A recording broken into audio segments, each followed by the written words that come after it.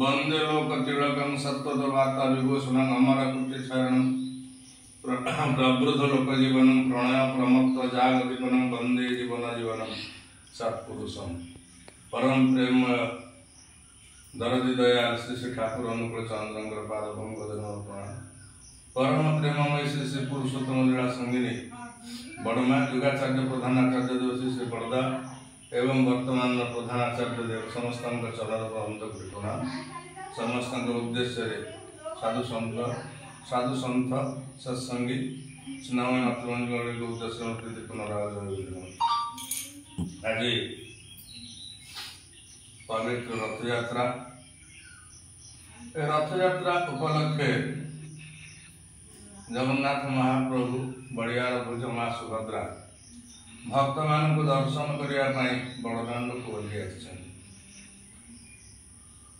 तेरे महाप्रभु रथयात्रा वर्षर दिने किंतु गुरु सद्गुरु रथयात्रा वर्ष अनेक थर हुए। रथर शोभा यात्रा लक्ष लक्ष लोक जोग विभिन्न उत्सव मानक जिते पुरी सत्संग ठाकुर बाड़ी ठाकुर आविर्भाव हुए मंदिर तैयारी हुए से समय प्रथम प्रथम समस्त को आश्चर्य लगे पुरी तो जगन्नाथ महाप्रभु अच्छा ये सत्संग ठाकुर किए जो जापारे कथा समस्ते खाली जय गुरु रे गगन पवन प्रकंपित हुए। तेरे यही कथा स्वर्गर जमी देवदूत ओह्लि आसी से परि लगे देखिले ठाकुर परिवार लोक मैंने व्यक्ति दादा प्रधानाचार्य देव एवं तांकर परिवार वर्ग थरे प्रधानाचार्य देव जाजन कहते जो तते किए पचार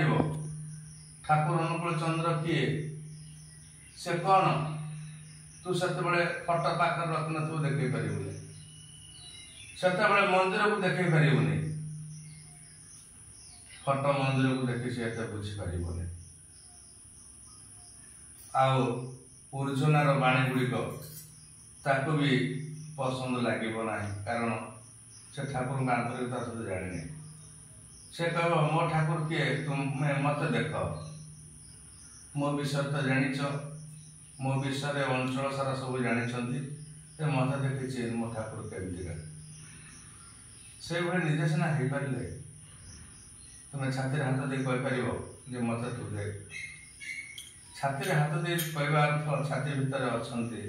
नारायण पुरुषोत्तम जिते गोटे व्यक्ति से स्वयं संपूर्ण है नहीं से छाती हाथ दे कहीपर ना छाती रक्त हम आमको सेमती योग्य हाँपी पड़ो विभिन्न दृष्टिकोण भक्त हाँपी पड़ो हेले जाए आम कहीदे पार तुम्हें मत देख थे जड़े व्यक्ति से बापा माँ सेवा करे गुरुंर पूजा करे बापा माँ सेवा गुरु पूजा भितर गोविंद बोले भगवान श्रीकृष्ण खुशी हेले आसिले देखा करने तेणु पाखे तार गुरु छिड़ाई गुरु से जीवंत अवस्था थे तेणु से गुरु छिड़ाई गोविंद बोले नारायण भी छिड़ाई